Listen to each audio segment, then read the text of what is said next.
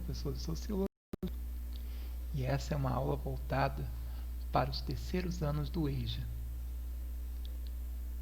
O objetivo dessa aula é trabalhar com o tema cidadania e direitos humanos. Bem, o que a gente falou na aula passada? A gente falou sobre a democracia. A gente falou que a democracia, na sua origem lá da palavra, significa governo do povo. Isso quer dizer um governo que a população pode participar, uma vez que os governos influenciam a vida das pessoas, a vida da própria população. A gente aprendeu que a democracia, tanto a palavra como a ação, o conceito surgiu na Grécia Antiga, e que na Grécia Antiga a cidadania era direta, onde todo homem que era cidadão tinha direito a ir a uma praça pública chamada Ágora e ajudar a decidir os rumos da cidade. Mas também aprendemos que não eram todos cidadãos, era um grupo restrito. Excluía mulheres, crianças, estrangeiros, etc. Aprendemos também que a própria palavra política, que vem de polis, isso é, ação de viver na cidade, de conviver em grupos sociais, surgiu na Grécia Antiga. A gente também falou que a democracia antiga era diferente da democracia hoje. A democracia grega, que surgiu lá em Atenas, ela era direta. Hoje a democracia é indireta. No entanto, mesmo que a democracia seja indireta, a gente não tome as decisões quanto aos rumos da cidade, mas nós votamos em representantes, e esses representantes tomam essas decisões. A democracia tem um papel importante, uma vez que, sem democracia, sem poder influenciar sobre o que os políticos, sobre o que as pessoas que tomam as decisões sobre nós estamos dando o nosso direito a outra pessoa. O que a gente vai falar hoje? Sobre direitos humanos. Mas o que é direitos humanos? Eu trouxe uma frase aqui de um rei absolutista. Ele dizia assim: o Estado sou eu.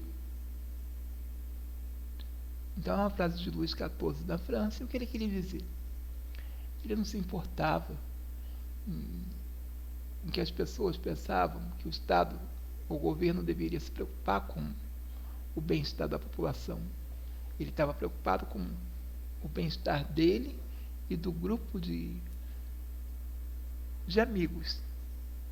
Antigamente existia uma ideia que existiam pessoas com direitos, que naturalmente elas já tinham esses direitos ao nascer, e outras sem direito. Por exemplo, os nobres tinham direitos. Eles não pagavam impostos, eles tinham direitos a terras, tinham direitos a servos nas suas terras, eles tinham muitos e muitos direitos. No entanto, aquelas pessoas que eram servos, aquelas pessoas que não eram nobres, estavam submetidas à mera vontade do governante, o que ele quisesse fazer. Você lembra quando você vê aqueles filmes, tipo Robin Hood, que tem um cobrador de impostos, vão nas vilas pobres e arrancam tudo que as pessoas têm, batem nas pessoas, etc. Imagina isso. Então era uma situação que o rei se impunha acima de todos. E a sua vontade era absoluta. E ninguém podia questionar essa vontade, até porque o rei muitas vezes era considerado representante de Deus aqui na Terra. No entanto, essa visão começou a ser questionada. Muitas pessoas começaram a pensar: ué, será que o rei tem que governar somente para um grupo? Será que todas as pessoas não são iguais? Será que Deus não fez as pessoas iguais? E por conta disso, elas fizeram revoluções. E elas derrubaram o rei, derrubaram um sistema político, criaram um novo sistema político onde as pessoas pudessem votar, as pessoas pudessem expressar sua opinião. Então vamos falar um pouquinho da história disso. Mas antes de falar dessa história, vamos dizer o que não é direitos humanos. Geralmente a gente vê grupos de pessoas que se diz no direito porque acreditam em alguma coisa, no direito de espancar pessoas, no direito de brigar. Mas será que isso é direito humano? Direito humano é o direito, é dizer que todas as pessoas são iguais. Embora isso não se, as pessoas não são exatamente iguais, mas elas têm direitos iguais. Então vamos pensar. Será que uma pessoa, porque ela é de classe A ou B, ela tem menos direito perante a justiça? Isso é legal? Será que uma pessoa, porque ela segue religião A ou B, ela ser perseguida? Isso é legal? Então, direitos humanos, como se diz, não é direito de bandido. Pelo contrário, é o direito de todos. É o direito de não só um governante, como era no tempo dos reis absolutistas, governarem acima de tudo e de todos, mas que esse governante tem que levar em conta todas as pessoas, mesmo que sejam minorias. Porque se a maioria ela achar que é justo bater na minoria, será que isso é direito humano? Direito humano é o direito de todos, independente de classe social, independente de religião. Então, quando a gente defende os direitos humanos, estamos defendendo os direitos de todos, e não direitos, como alguns dizem, direitos de bandido, direito de um grupo A ou grupo B, mas direitos de todas as pessoas. Vamos falar um pouquinho da história dos direitos humanos. E para tal, eu resolvi trazer um vídeo que falasse um pouquinho dessa história.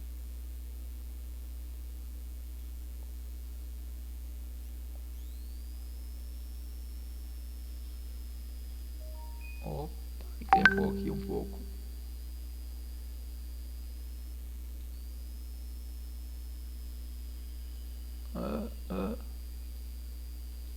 Espera aí. Agora sim, agora vai sair. No início não haviam direitos humanos. Se você estivesse no lado certo, estaria seguro. E se não estivesse, não estaria. Então o homem Ciro o Grande decidiu mudar aquilo. Depois de conquistar a Babilônia, ele fez algo completamente revolucionário. Anunciou que todos os escravos eram livres. Ele também disse que as pessoas tinham o direito de escolher suas religiões, não importando de que grupo faziam parte. Eles registraram suas palavras em um tablet de barro conhecido como Cilindro de Ciro. E foi assim que nasceram os direitos humanos. A ideia espalhou-se rapidamente para a Grécia, Índia e finalmente para Roma. Eles perceberam que as pessoas seguiram naturalmente certas leis, mesmo se não fosse dito. Eles chamaram isso de lei natural, mas continuou a ser ignorado por aqueles no poder. Até que 1000 anos mais tarde, na Inglaterra, finalmente levaram o rei a concordar de que ninguém poderia anular os direitos do povo, nem mesmo o rei. Os direitos das pessoas foram finalmente reconhecidos e agora estavam salvos daqueles no poder. Ou quase. Um grupo de rebeldes britânicos declararam independência, antes que o rei percebesse de que todos foram criados com direitos iguais. Não que ele tivesse gostado da ideia, mas não podia pará-los, e a América nasceu. Os franceses imediatamente seguiram com sua própria revolução para seus próprios direitos. A lista deles era ainda maior e eles insistiram de que estes direitos não foram inventados. Eles são naturais. O conceito romano de lei natural se tornou direitos naturais. Infelizmente, nem todos ficaram satisfeitos. Na França, um general chamado Napoleão decidiu derrubar a nova democracia francesa e coroar-se a imperador do mundo. Ele quase conseguiu, mas os países da Europa juntaram forças e o derrotaram. Os direitos humanos eram novamente um tema quente. Eles fizeram acordos internacionais para garantir muitos direitos pela Europa, mas somente na Europa. O resto do mundo, de alguma forma, ainda não estava incluído. Ao invés disso, foram invadidos, conquistados e consumidos pelos impérios massivos da Europa. Então, um jovem advogado indiano decidiu que já era o suficiente. Seu nome era Mahatma Gandhi. E, em face à violência, ele insistiu de que todas as pessoas da Terra tinham direitos, não apenas na Europa. Por fim, mesmo os europeus começaram a concordar. Mas não ia ser tão fácil. 2 guerras mundiais surgiram.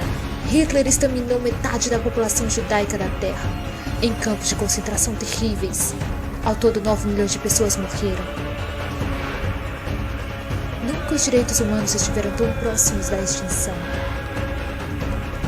Nunca o mundo esteve tão desesperado por mudança. Então os países da Terra juntaram-se e formaram as Nações Unidas. Seu propósito básico era para reafirmar a fé nos direitos humanos fundamentais, na dignidade e valor da pessoa humana. Mas o que são os direitos humanos? São a proclamação de Cyrus? A lei natural de Roma? A declaração da França? Todos pareciam ter uma ideia ligeiramente diferente do que os direitos humanos deveriam ser. Mas sob a supervisão de Eleanor Roosevelt, eles finalmente concordaram em um conjunto de direitos que se aplica absolutamente a todos. A Declaração Universal dos Direitos Humanos. O conceito francês de direitos naturais finalmente se tornou direitos humanos.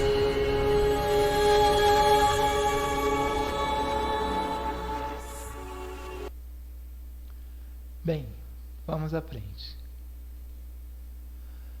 A gente pode separar a criação dos direitos humanos em 3 gerações. A primeira geração é aquela geração que a gente chama de liberal. Então, o que aqueles direitos liberais, ou direitos civis, ou direitos de primeira geração, o que seria isso? Lembra que eu falei que o rei tinha muito poder? Ele fazia o que ele queria, perseguia, mandava matar quem ele queria. Era preciso parar esse rei. Então, fizeram leis que as pessoas não pudessem ser perseguidas apenas pelo que elas pensavam, pela sua religião, que elas tivessem garantia da sua propriedade, que não pudessem ser tomadas pelo rei ou por qualquer pessoa. Então a liberdade, a igualdade, a liberdade, não ainda a igualdade, mas vamos pensar, a igualdade jurídica, tá? Porque todos eram iguais perante a lei. O direito de ir e vir, o direito à imprensa, o direito a se expressar, são chamados os direitos civis, ou direitos de primeira geração. Já os direitos de segunda geração, os direitos de primeira geração, tem muito a ver com a Revolução Francesa, com a Declaração do Homem e do Cidadão. Já os direitos de segunda geração são os direitos políticos. O direito de votar, o direito de ser votado. Então,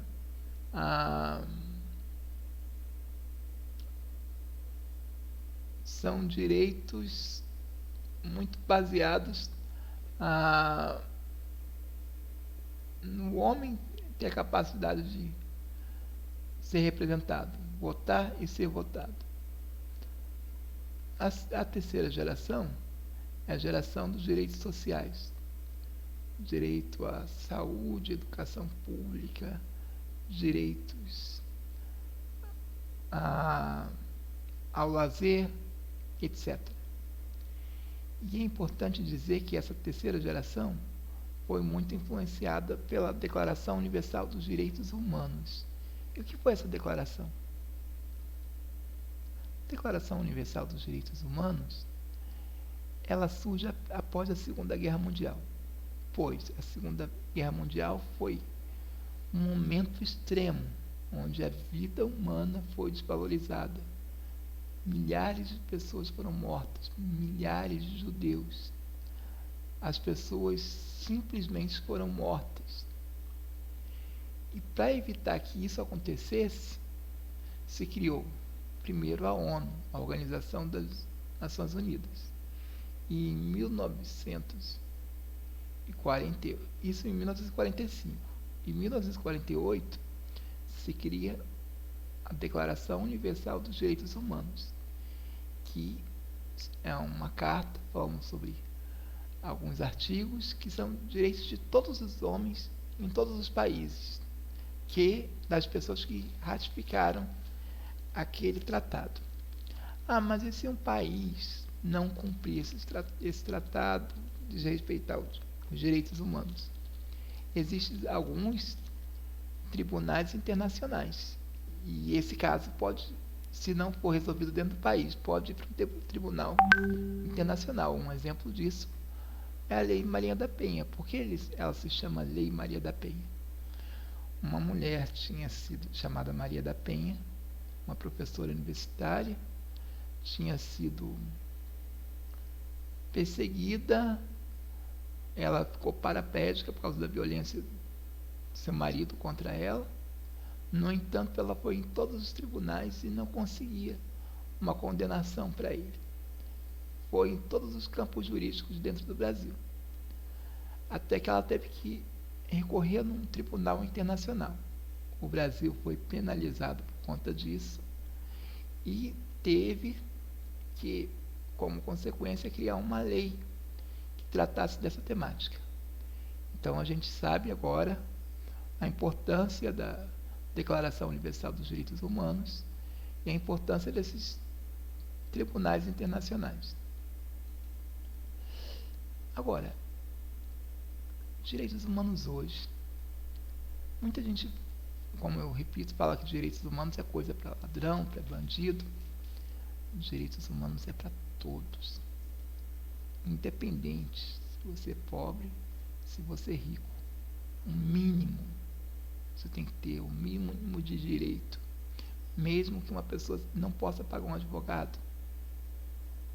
Para garantir a sua vida, ela tem que ter acesso a um meio, por exemplo, uma defensoria pública. Uma pessoa não pode ser punida pela religião que ela segue, ou pela preferência sexual.